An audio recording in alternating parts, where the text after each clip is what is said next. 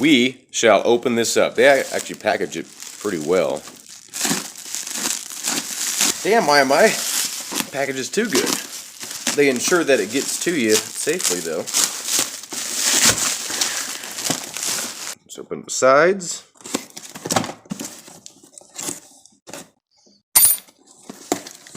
And what do we have?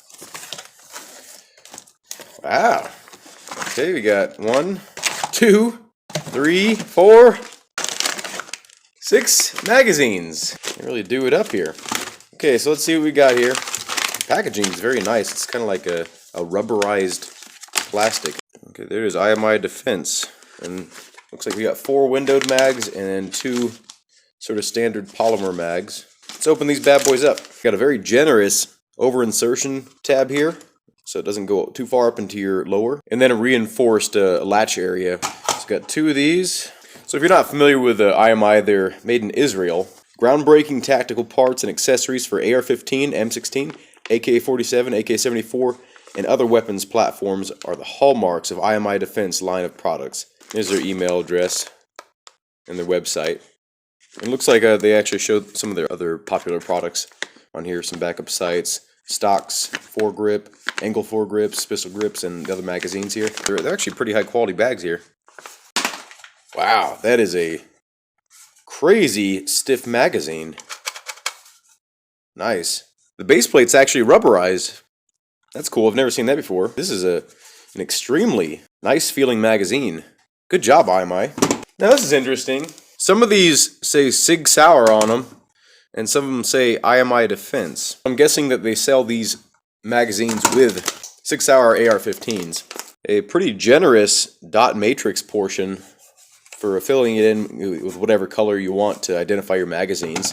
They are like slick, but they're very comfortable in your hand. Like, this is the most comfortable magazine I've ever felt. They really did it up with the magazine well stabilizer fins, whatever you want to call that. That's really nice. For those of you that use actual clips and stuff to load your magazines, they do have the guides right there. Looks like they do have drainage holes, both in the top and the bottom of the window. So these feel kind of like a standard aluminum AR magazine in terms of how they feel in your hand. These little lines here, they do kind of dig into your hand. But obviously these lines are just for structural rigidity. They're not for comfort or anything like that. Let's see how easy these things take apart. Just slides off. Base plate looks to be of good quality. Very solid, no flex to it. Nice high quality spring. The follower is anti-tilt. Seems to be of good quality too. There's a strange little thing right here. I don't know what this little tab is for. That's interesting. I've never seen a magazine follower with this sort of like a bendy tab. If you know what that is, let me know in the comments. Super simple to take apart and super simple to get back on it. Try one of these beasts. I don't know which button to push. I'm assuming this. Oh, you know what? This is to line up with a bullet tip, I bet you. Okay. So they're using a similar follower material, but it is a different follower.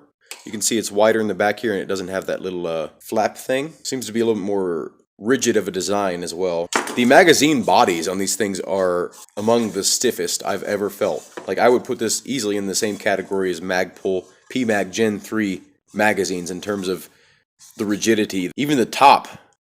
I mean, I can barely flex the top. I mean, I can squeeze really hard. The bottom I can't flex at all. There's no way that's going to even budge. Some of the other companies have been doing this recently too, is they have the base plates come off this way as opposed to coming off from the front.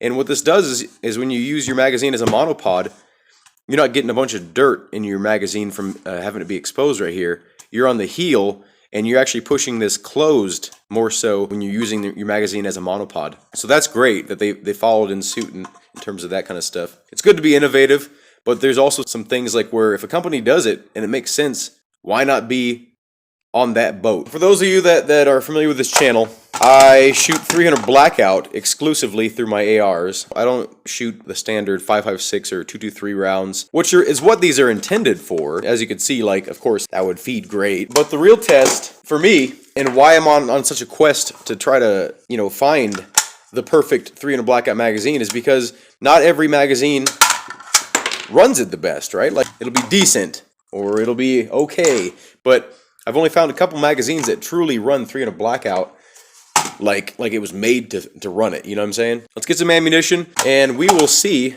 how they load and how smoothly it is, how hard it is to load them. Let's do it! Okay, so first we're going to load up this guy here. These are my own reloads. Nice and snappy.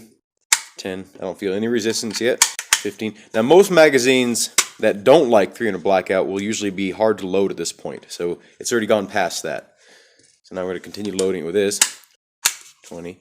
Still feels smooth. 30. Okay. The feed lips aren't stretching. Let's see if we can shake a round out.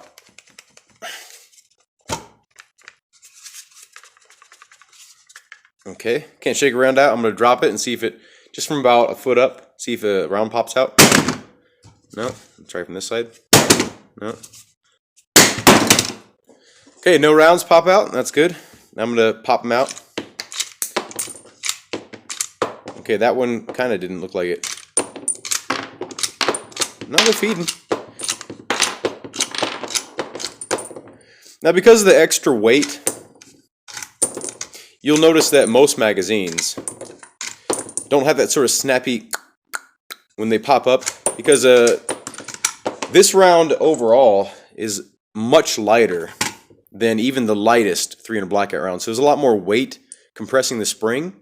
So when you don't hear that snappiness, that's not necessarily due to the magazine's design. It's just literally because the round is heavier. And this magazine was not intended to be used with 300 blackout originally. Like, I bet you they designed this. I mean, it says right there, 5.56 by 45. But that was impressive. Now we'll do the same with this guy. Start off with the VMAX. So far, this magazine feels a little more slick in terms of while I'm loading it. Like, it feels like the rounds go down with less resistance. Again, this would be the point where rounds start to get difficult to load. Let's see what happens. Seems like it's gonna go fine. Shake a round out.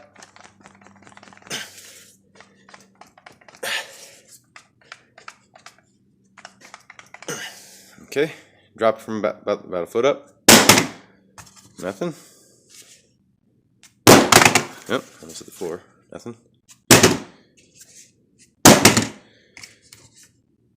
Okay, they move forward a little bit, but nothing a little tap can't handle.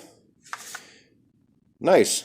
1, 2, 3, 4, 5, 6, 7, 8, 9, 10, 11, 12, 13, 14, 15, 16, 17, 18, 19, 20, 21, 22, 23, 24, 25, 26, 27, 28, 29, 30. This is fully loaded. Takes a little bit extra pressure to get seated. I don't think I can just, let's see if I can. I can, but it's very difficult to just push it in. Not a whole lot of wobble. Either way, side to side or front to back. Let's see what an empty mag does. Okay, so locks back fine. Drops free on an empty mag. Try an empty mag of this. Of course, drops free. Very impressed with these magazines, both the customer service and the quality of their products. I've been pretty interested in these magazines for a while, and it was very nice of IMI to send me some samples here to test out. If you're interested in IMI Defense Magazines or any of their products, the link will be in the description below. Have a good day. Thank you for watching. I hope to see you in a future video.